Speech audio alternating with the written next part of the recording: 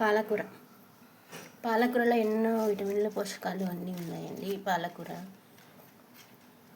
ఈరోజైతే పాలకూరను తయారు చేసుకున్నాం. ప్రోటీన్స్, విటమిన్స్ అన్నీ ఉన్నాయి. పాలకూర పప్పును అయితే తయారు చేసుకున్నాం. పాలకూర పప్పును తయారు చేసుకోవడానికి ఒక కట్ట పాలకూర అయితే తీసుకున్నాను. కొంచెం కొత్తిమీర,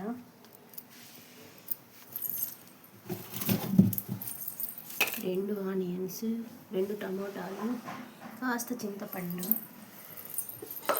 పచ్చిమిరపకాయలు, తగినన్ని ఉల్లిగడ్డలు, కట్ చేసి పెట్టుకున్న ఉల్లిగడ్డలు, 1.5 గ్లాస్ అయితే కందిపప్పు వేసుకొని, 1 గ్లాస్ వాటర్, 1.5 గ్లాస్ వాటర్ అయితే పోసుకొని అన్నీ వేసేసుకొని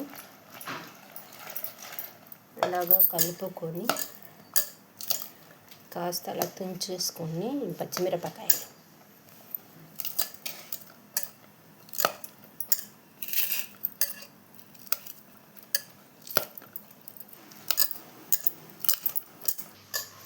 పాలకూర అయితే పెట్టేసుకుందాం. పైన టమాటాలు పెట్టేసుకుందాం. టమాటాలు, చింతపండు పెట్టుకొని కాస్త కరివేపాకు,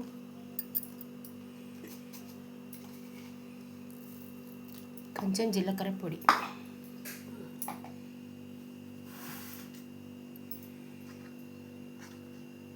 ఒక స్పూన్ పసుపు,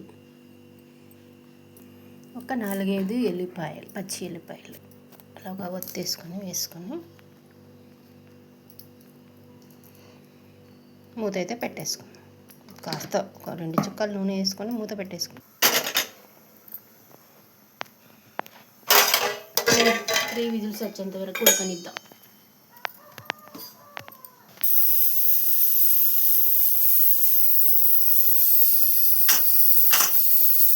విజిల్స్ అయితే వచ్చేసాయి.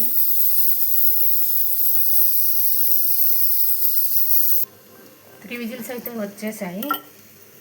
ఇప్పుడు 4వ విజిల్ వచ్చే ముందర బంద్ చేసుకున్నాం. అంతే, బంద్ చేసుకొని పోపు పెట్టేసుకున్నాం. కుక్కర్ మూత అయితే తీసేసి కాస్త ఉప్పు వేసుకొని ఎనుపుకుందాం.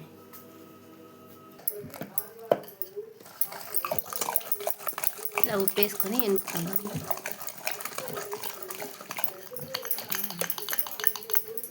ఇంక ఇప్పుడు పోపు దినుసులు అయితే రెడీ చేసుకున్నాము. ఎల్లిపాయలు, జీలకర్ర, ఆవాలు, ఎండుమిర్చి, కరివేపాకు.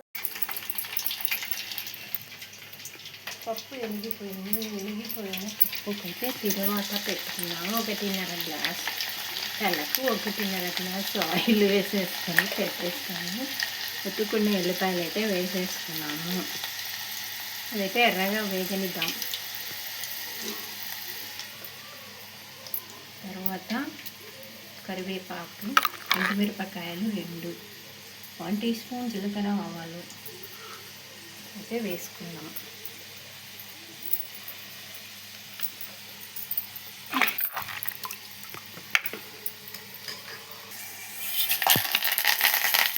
కరివేపాకు చిటపటలు ఆడుతుంది.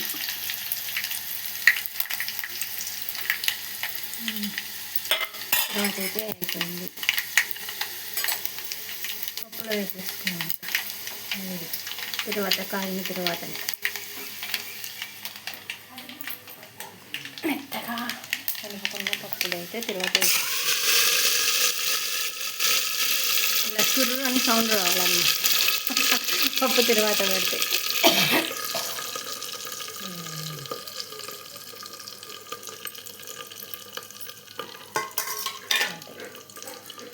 అయిపోయింది. ఎంతో టేస్టీగా ఉండే పచ్చిమిరపకాయల పప్పు రెడీ.